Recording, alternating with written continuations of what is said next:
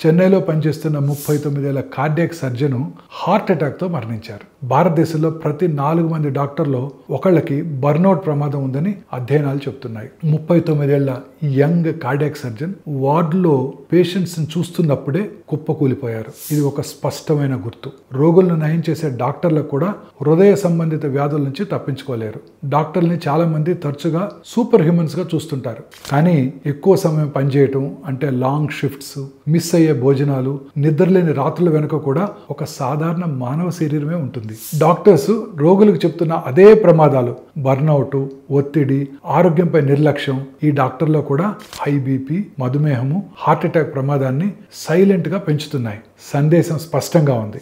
Regular cardiac screening, రోజుకు 30 నిమిషాల శారీరక వ్యాయామము, క్రమబద్ధమైన నిద్ర, అవగాహనతో స్ట్రెస్ మేనేజ్మెంట్ ఇవి లగ్జరీస్ కావు, ప్రాణాలను కాపాడే సాధనాలు. ఒక వైద్యుడిగా నేను చెప్పేది ఏంటంటే రోగుల ఆరోగ్యంతో పాటు డాక్టర్స్ అందరూ వారి ఆరోగ్యంపై కూడా జాగ్రత్త వహించాలి.